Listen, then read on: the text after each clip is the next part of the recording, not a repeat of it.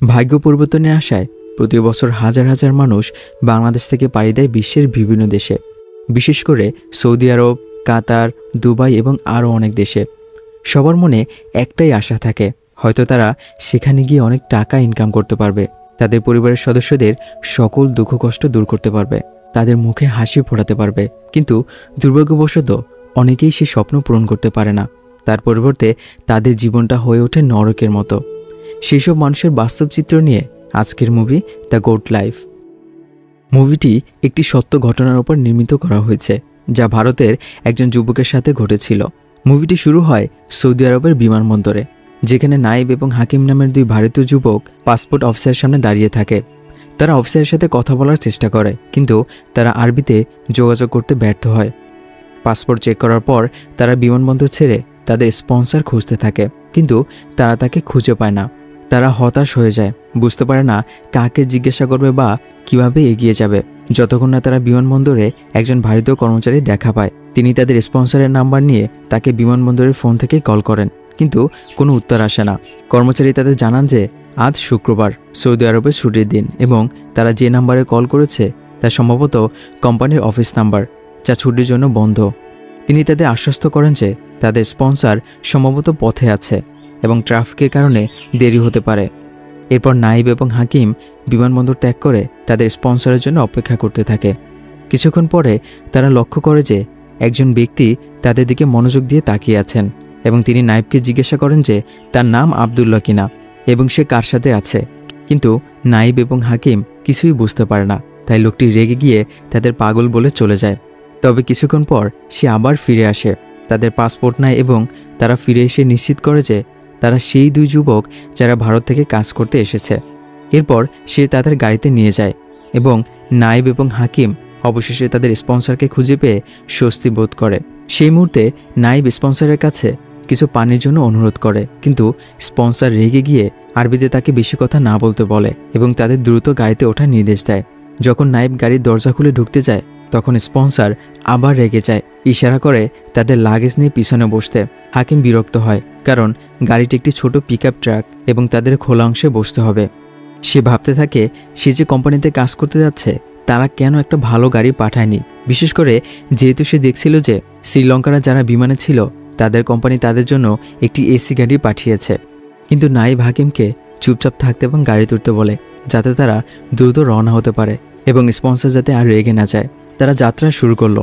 তারা ভাবে কিভাবে তারা তাদের পরিবারকে ফোন করে জানাবে যে তারা নিরাপদে পৌঁছেছে।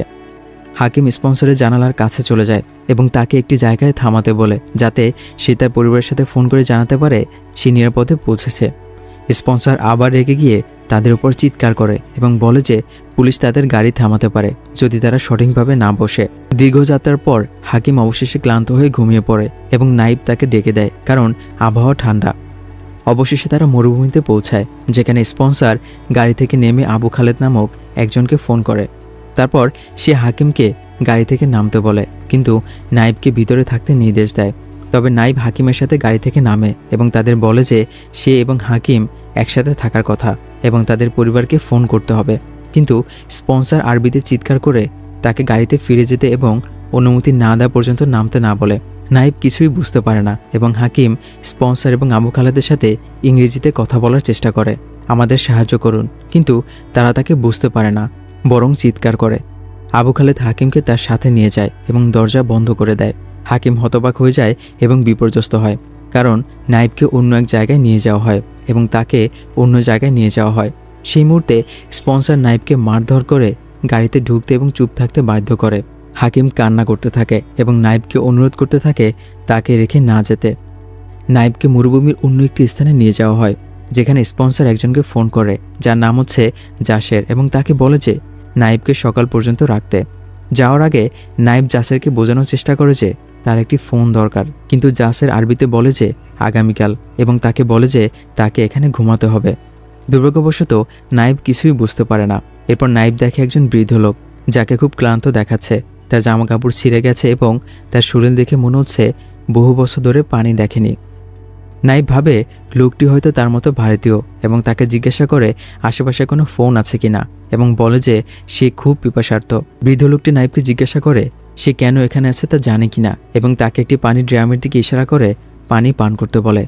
নাইব দ্রুত ড্রামের কাছে ছুটে যায় এবং অনেক পানি পান করে। তার পানি পান করা দেখে বোঝা যায় সে কতটা পিপাসার্ত ছিল। হঠাৎ একটি উট দেখে সে চমকে যায়। সে পিছু হাঁটে এবং চারপাশে তাকায়।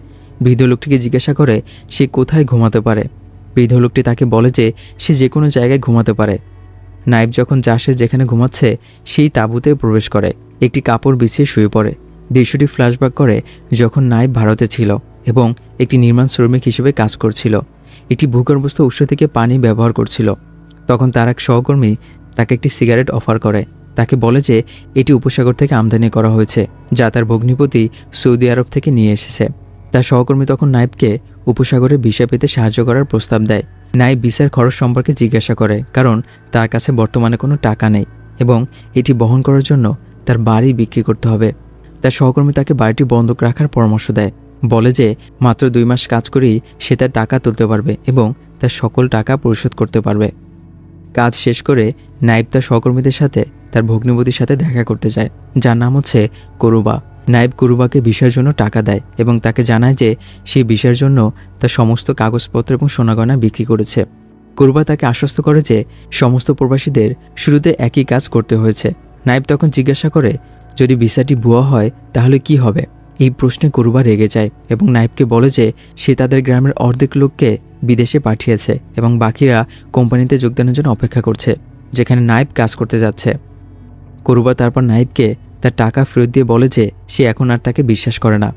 নাইব ক্ষমা চেয়ে ব্যাখ্যা করে যে সে তাকে সন্দেহ করতে চায়নি। পরবর্তী দৃশ্যে দেখা যায় সিনু, নাইবের স্ত্রী এবং তার মা শাশুড়ির সাথে বসে কথা বলছে। তারা নাইবের বিদেশে যাওয়া নিয়ে আলোচনা করছে।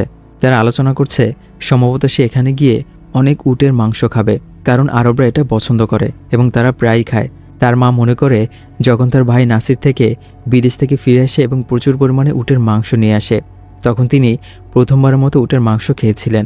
নাইবের মা সিনুকে নাইবকে তার ভাই নাসির এবং হুসেনের ফোন নাম্বার দিতে বলে, কারণ তারাও সৌদি আরবে আছে এবং তার প্রয়োজন হতে পারে। তবে সিনু তার ভাইদের সাথে খুবই মন খারাপ করে আছে, কারণ তারা তার স্বামীকে ভিসা পেতে সাহায্য করেনি। সে অনেকবার তাদেরকে অনুরোধ করেছিল, কিন্তু তারা তাকে উপেক্ষা করেছে এবং সাহায্য করতে আসেনি। সেই মুহূর্তে নাইব বাড়ি ফিরে আসে এবং বিদেশে যাওয়ার আগে তার মাকে বিরিয়ানি তৈরি করতে বলে। তিনি সিনুর জন্য অনেক উদ্বেগ প্রকাশ করেন, কারণ তিনি গর্ভবতী। তারপর দৃশ্যটি বর্তমানে ফিরে আসে, যেখানে জাসের ঘুম থেকে উঠে দেখে নাইব তার পাশে ঘুমিয়ে আছে। তিনি বিরক্ত হয়ে তাকে লাথি মেরে তাঁবু থেকে বের করে দেন। তাকে আরবিতে বলেন যে সে যেন তাঁবুতে আর না আসে এবং তার পাশে না শোয়। বলেন তার জায়গা হচ্ছে মরুভূমিতে। তিনি নাইবকে সতর্ক করেন যে যদি তিনি তাকে আবার তার তাঁবুতে দেখেন তবে তিনি তার পা ভেঙে দেবেন।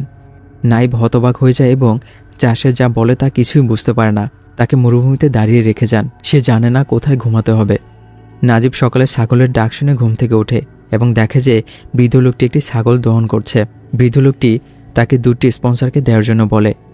নাজিব তখন জাসের তাঁবুতে যায়, যেখানে দেখে যে জাসের ক্ষতির হাত থেকে রক্ষা পেতে প্রার্থনা করছে। যখন জাসের তাকে তাঁবুর প্রবেশদ্বারে দাঁড়িয়ে থাকতে দেখে, তখন তাকে ভিতরে আসার জন্য ইশারা করে। তার কাছ থেকে দুধটি নিয়ে পান করে এবং তারপর আরবিতে তাকে বাইরে থাকা ভারতীয় লোকটির কাছে যাওয়ার নির্দেশ দেয়, যিনি তাকে তার কাজ সম্পর্কে ব্যাখ্যা করবেন। তবে নাজিব কিছুই না বুঝে যেখানে ছিল সেখানেই দাঁড়িয়ে থাকে। সে জাসেরকে বোঝানোর চেষ্টা করে যে সে আরবি ভাষা বুঝতে পারে না। এতে জাসের রেগে যায় এবং ক্রুদ্ধভাবে বলে যে সে হিন্দি শুনতে চায় না, কারণ তার মাথা ব্যথা আছে এবং সকালে অনেক কথা সহ্য করতে পারে না।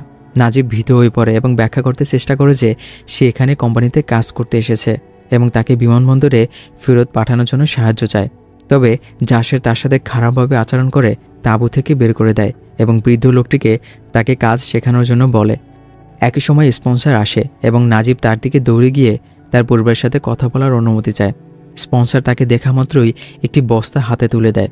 নাজিব তাকে বলে যে সে কারাটায় কল করতে চায়, কারণ সে একটি কোম্পানিতে কাজ করতে এসেছে এবং তাকে একটি এসি ঘরে দেওয়ার জন্য প্রতিশ্রুতি দেওয়া হয়েছিল। তবে স্পন্সর তাকে পাত্তাই দেয় না, কারণ সে তাকে বোঝে না এবং আরবিতে তাকে নির্দেশ দেয় বস্তা তাঁবুর ভিতরে নিয়ে যাওয়ার জন্য। নাজিব তাঁবুতে গিয়ে বস্তাটি রাখে।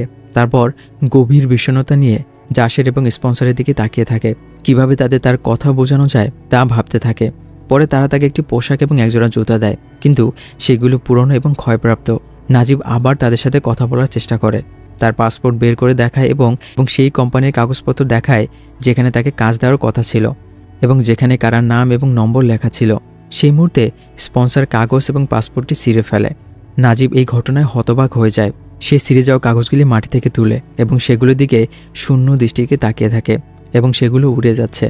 বুঝতে পারে যে স্পন্সর এবং জাসের তার থেকে কিছু লুকাচ্ছে। পরে স্পন্সর বসে রুটি বানাচ্ছিল এবং জাসের তাকে ডাক দেয়, কিন্তু নাজিব সাড়া দেয় না। স্পন্সর তার দিকে রুটি নাড়িয়ে খেতে আসতে ইশারা করে, তাই নাজিব বাধ্য হয়ে তাদের কাছে এসে একটি রুটি নেয়, কারণ সে খুবই ক্ষুধার্ত ছিল। সে রুটি খেতে শুরু করে, তখনই তার গলায় রুটিটি আটকে যায়। জাসে তাকে এক গ্লাস পানি দেয় এবং রুটি ভিজে খেতে ইশারা করে যাতে গলায় না আটকায়। পরে নাজিব আবার বৃদ্ধ লোকটির কাছে যায়, তাকে রাস্তাটি সম্পর্কে জিজ্ঞাসা করে এবং কিভাবে মরুভূমি থেকে পালানো যায় তা জানতে চায়। বৃদ্ধ লোকটি হতাশ হয়ে উত্তর দেয় যে সে রাস্তা অনেক দূরে। তারপর সে তাকে একা রেখে চলে যায়। নাজিব তখন একা বসে আছে। তার স্ত্রী সিনুর সাথে স্মৃতিগুলো মনে করে। তার গর্ভাবস্থার খবর পেয়ে আনন্দ এবং আসন্ন সন্তানের জন্য উত্তেজনা স্মরণ করে। সে মনে করতে থাকে তারা দুজনে সিদ্ধান্ত নিয়েছিল যদি মেয়ে হয় তার নাম হবে সাফিয়া এবং ছেলে হলে তার নাম হবে নাবিল। সে তার বিদায়ের দিনটি মনে করে যখন তার মা এবং শাও দুজনেই কান্না করতেছিল যখন তারা তাকে বিদায় জানাচ্ছিল। সে তার মাকে বলছিল সে যেন শাওর যত্ন নেয়, কারণ এটাই প্রথমবার সে তাদের থেকে দূরে যাচ্ছে এবং সে নিশ্চিত ছিল যে তারা একসাথে থাকবে। নাজিব তার স্মৃতি থেকে ফিরে আসে এবং ছাগলের মধ্যে প্রস্রাব করতে যায়। যখন জাসে তাকে পানি ব্যবহার করতে দেখে তখন সে চিৎকার করে এবং তর্ক করে যে সে পানি পরিষ্কার করার জন্য কিনে আনে না। নাজিব উত্তর দেয় যে সে প্রস্রাবের পরে পরিষ্কার করার জন্য পানি ব্যবহার করছে, কিন্তু জাসের তাকে পাত্তাই দেয় না। তখন বৃদ্ধ লোকটি নাজিবকে বলে যে পরের বার তাকে বালি দিয়ে পরিষ্কার করতে হবে। পরে এক ভারতীয় শ্রমিক যিনি পানির কোম্পানির জন্য কাজ করে এবং প্রতিদিন জাসেরের পানি ট্যাঙ্ক ভরাট করে সেই জায়গায় আসে। নাজিব তাকে জিজ্ঞাসা করে যে সে তাকে গাড়িতে করে রাস্তায় নামিয়ে দেবে কিনা, কারণ সে মরুভূমি থেকে পালাতে চায়, কিন্তু কিভাবে তা জানে না। সেই মুহূর্তে স্পন্সর এসে পানির কোম্পানির শ্রমিকটির সাথে ঝগড়া শুরু করে নাজিবের সাথে কথা বলার জন্য এবং জিজ্ঞাসা করে নাজিব তাকে পালাতে সাহায্য করার জন্য অনুরোধ করছে কিনা। শ্রমিকটি এটি অস্বীকার করে এবং সেই মুহূর্তে স্পন্সর তার উগল দিয়ে নাজিবকে আঘাত করে। নাজিব স্পন্সরের হাত ধরে তাকে বাধা দেওয়ার চেষ্টা করে যাতে সে তাকে মারতে না পারে। এতে স্পন্সর রেগে গিয়ে তাকে প্রশ্ন করে সে কিভাবে স্পন্সরের হাত ধরে তার আঘাত থেকে বাঁচার সাহস করে। স্পন্সর তখন তাঁবুতে গিয়ে তার রাইফেল বের করে নাজিবকে ভয় দেখায় এবং তাকে হত্যা করার হুমকি দেয়। নাজিব আত্মরক্ষার জন্য রাইফেলটি ধরে রাখে, কিন্তু স্পন্সর তাকে সেই রাইফেল দিয়ে মাথায় আঘাত করে। এরপর তাকে হত্যার এবং মরুভূমিতে কবর দেওয়ার জন্য হুমকি দেয়। সেই মুহূর্তে নাজিব মাটিতে পড়ে থাকে এবং দেখে যে বালির উপর দিয়ে পানি প্রবাহিত হচ্ছে। এতে তার ভারতের স্মৃতিগুলো আবার জেগে ওঠে। সে মনে করে কিভাবে সে নদীতে ঝাঁপ দিয়ে সাঁতার কাটত, সিনুর সাথে সাঁতার কাটার আনন্দময় মুহূর্তগুলো এবং তারা কতটা খুশি এবং সন্তুষ্ট ছিল। সে তার এবং সিনুর বিয়ের দিনটি স্মরণ করে এবং তারা কত গভীরভাবে প্রেমে ছিল। নাজিব তার স্মৃতি থেকে ফিরে আসে এবং গভীর দুঃখে কেঁদে ওঠে, জোরে জোরে সিনুর নাম ধরে ডাকতে থাকে। পরে রাতের বেলা নাজিব বৃদ্ধ লোকটিকে উঠে দেখাশোনা এবং তাদের খাওয়াতে দেখে। সে তাকে জিজ্ঞাসা করে কতদিন ধরে সে এখানে বাস করছে এবং কাজ করছে। বৃদ্ধ লোকটি পাগল এবং অস্থিরতার লক্ষণ দেখিয়ে একটি গান গেয়ে উত্তর দেয়। পরের দিন সকালে জাসের নাজিবের ওপর চিৎকার করে তাকে দুধ দোহানোর জন্য বলে, কিন্তু সে জানে না কিভাবে তা করতে হয়। তবুও সে জাসের আদেশ মানতে বাধ্য হয় এবং চেষ্টা করে দুধ দোয়াতে, কিন্তু ছাগল তাকে লাথি মারে। তখন জাসের রেগে গিয়ে ছাগলকে আঘাত করে যাতে নাজিব দুধ দোয়াতে পারে। এ সময় নাজিব বৃদ্ধ লোকটি কোথায় গেল সে সম্পর্কে জানতে চায়, কিন্তু জাসের তাকে উপেক্ষা করে কোনো উত্তর দেয় না। জাসের চেষ্টা করে জানাতে যে তার অন্য কাজ রয়েছে, তাই তাকে তাড়াতাড়ি ছাগল দোয়াতে হবে। ভীত হয়ে নাজিব আবার দুধ দোয়াতে চেষ্টা করে। কিছুক্ষণ পর সেই দুটি ভেড়াকে পরস্পরের সাথে লড়াই করতে দেখে এবং তাদের শান্ত করার জন্য হস্তক্ষেপ করার চেষ্টা করে, কিন্তু এই প্রক্রিয়ায় সে ভেড়ার লাথি খায়। সে ব্যথায় নিচু হয়ে পড়ে। একটি ভেড়া তার দিকে তেড়ে এসে তাকে মাটিতে ফেলে দেয়, ফলে সে অজ্ঞান হয়ে পড়ে। ঠিক তখনই স্পন্সর আসে এবং একটি রাইফেল দিয়ে আকাশে গুলি করে, ফলে ভেড়া এবং ছাগলদের পালিয়ে যেতে বাধ্য করে। স্পন্সর নাজিবের কাছে আসে, তাকে জাগিয়ে তোলার জন্য তার মুখে পানি ছিটিয়ে দেয় এবং তাকে একটু পানি খেতে দেয়।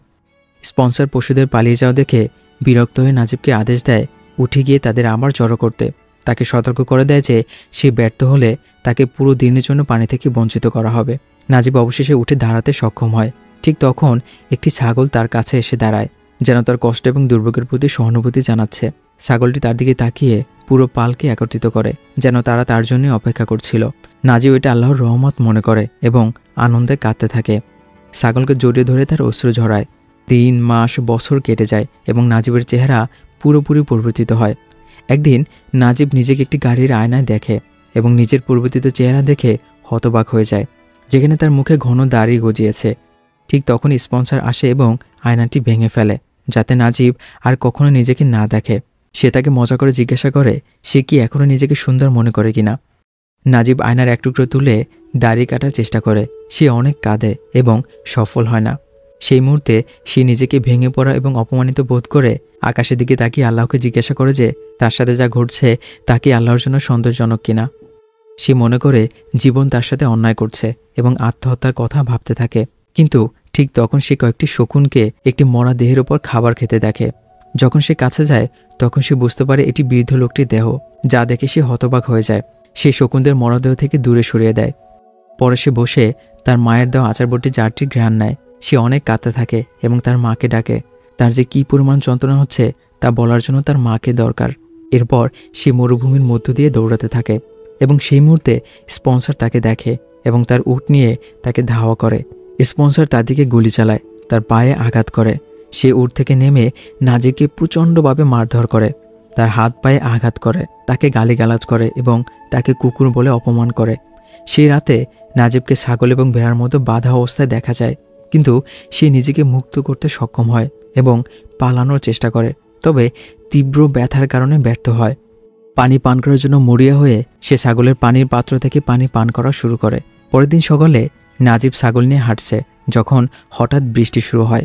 সে ছাগলের সাথে পাথরের নিচে আশ্রয় নেয় যতক্ষণ না বৃষ্টি থামে। সেই মুহূর্তে তার কাছে একটি ছোট রুটির টুকরা ছিল।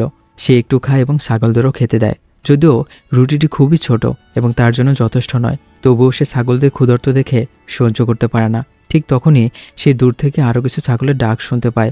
সে বের হয়ে দেখে কোথা থেকে আওয়াজ আসছে এবং হঠাৎ তার সামনে হাকিম হাজির হয়, যাকে সে তার কণ্ঠস্বর দিয়ে চিনতে পারে।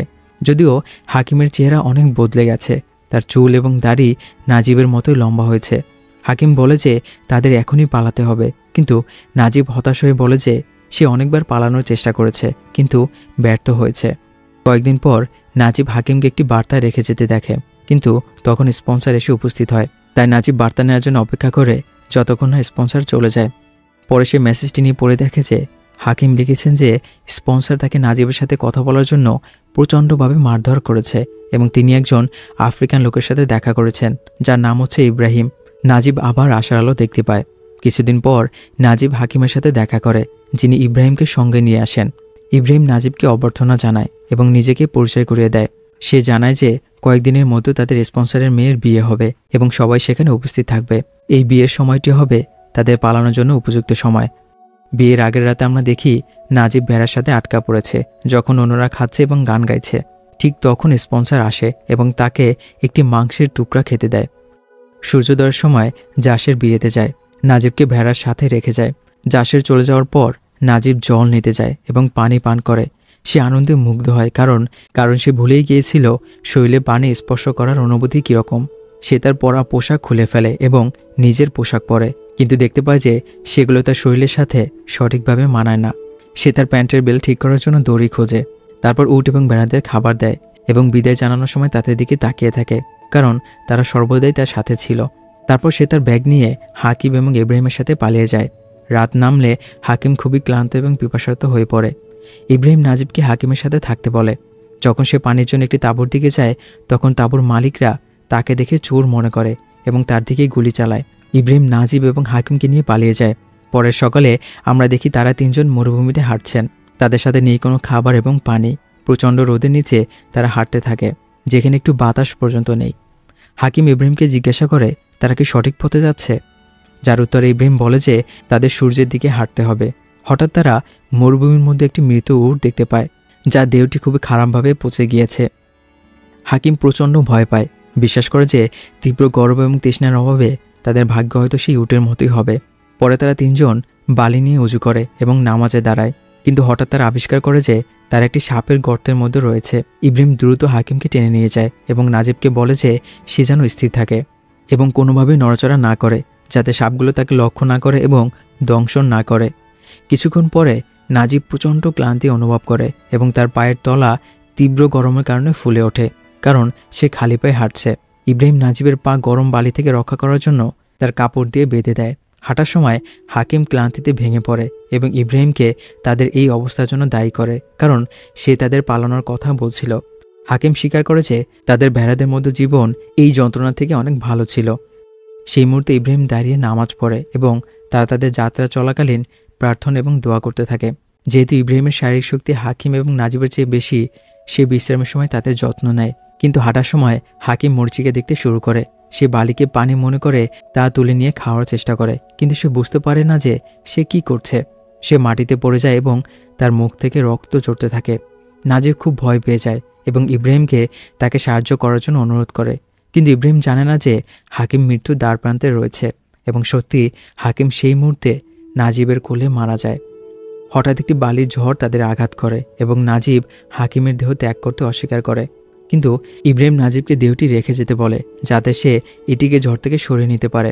কিন্তু দুর্ভাগ্যবশত ঝড় তাদের উপর এসে পড়ে। ঝড় থেমে গেলে নাজিব হাকিমের মৃত্যুর জন্য কান্না করে, হতাশায় ডুবে যায় এবং চলতে অস্বীকার করে। সেই মুহূর্তে ইব্রাহিম তাকে তাদের যাত্রা চালিয়ে যেতে বাধ্য করে, কারণ তারা জানত তাদের হাঁটা চালিয়ে যেতে হবে। কিছুক্ষণ পর ইব্রাহিম ব্যথার কারণে হাঁটতে অক্ষম হয়ে পড়ে এবং আবিষ্কার করে যে নাজিবের পা প্রচণ্ডভাবে ফুলে গেছে। হঠাৎ তাদের সামনে একটি গিরগিটি চলতে দেখে এবং তারা এটিকে অনুসরণ করে একটি ছোট কূপের কাছে পৌঁছায়, যা খেজুর গাছ দ্বারা পরিবেষ্টিত। ইব্রাহিম নাজিবকে একসাথে বেশি পানি পান করতে নিষেধ করে, তাকে এক ফোঁটা করে পানি পান করার নির্দেশ দেয়, যাতে তার শরীর স্বাভাবিকভাবে পানি পান করতে অভ্যস্ত হয়। পরে যখন তারা হাঁটতে থাকে, তারা মাটিতে একটি বিস্কুটের মোড়ক এবং একটি গাড়ির চাকার দাগ খুঁজে পায়, যা তাদের আনন্দিত করে, কারণ এর মানে হচ্ছে তারা সড়কের খুব কাছাকাছি। তারা সেই চাকার দাগ অনুসরণ করে, কিন্তু সড়কের শেষ প্রান্তে কিছুই খুঁজে না পেয়ে তারা আবার হতাশ হয়ে পড়ে। নাজিব যখন ঘুম থেকে জাগে, সে দেখে ইব্রাহিম উধাও হয়ে গেছে। সে একটি পানি ভর্তি বোতল এবং একটি খেজুর রেখে গেছে। সেই মুহূর্তে নাজিব মনে করে যে ইব্রাহিম হয়তো হাল ছেড়ে দিয়েছে এবং আত্মহত্যা করার সিদ্ধান্ত নিয়েছে। নাজিব তার যাত্রা চালিয়ে যায়, বোতলের শেষ ফোঁটা পানি পান করে এবং সেই খেজুরটি খায়, জানে না যে আর কত দূর যেতে হবে।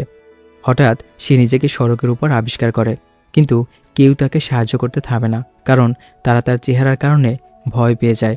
সে এই অবস্থায় পুরো রাত কাটায়।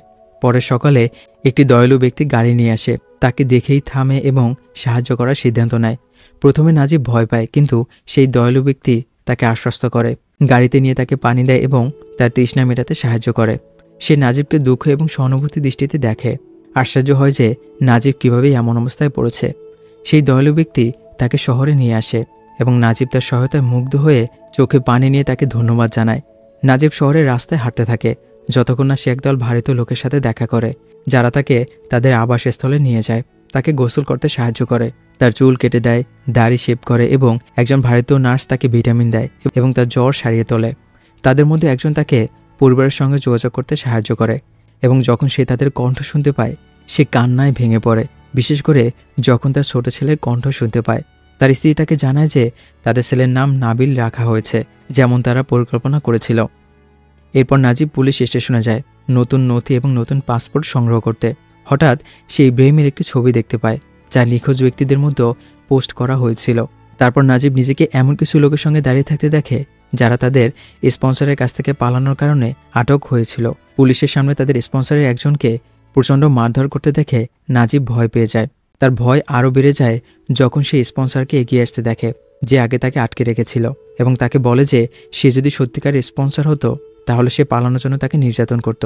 সেই মুহূর্তে নাজিব উপলব্ধি করে যে সে যাকে তার স্পন্সর ভেবেছিল সে আসলে প্রকৃত স্পন্সর ছিল না, বরং তাকে বিমানবন্দর থেকে চুরি করে নিয়ে তার স্পন্সর হওয়ার ভান করেছে। তার ভাষা বোঝার অভাব এবং তাকে সাহায্য করার জন্য কেউ না থাকায় সুযোগ নিয়ে তাকে শোষণ করছিল। সেই মুহূর্তে নাজিব ভেঙে পড়ে এবং কাঁদতে থাকে। পরে নাজিব 3 মাস জেল খাটে, যতক্ষণ না তার দেশ থেকে বহিষ্কারের অনুমতি জারি করা হয়। অন্য অনেক জাতিদের সঙ্গে সে দেখতে পায় যে সবার ব্যাগে রয়েছে দামি টেলিভিশন, ইলেকট্রনিক ডিভাইস, কিন্তু তার সঙ্গে রয়েছে শুধু তার জীবন এবং তার স্বাস্থ্য। এই সিনের মধ্য দিয়ে মুভিটি এখানেই শেষ হয়ে যায়।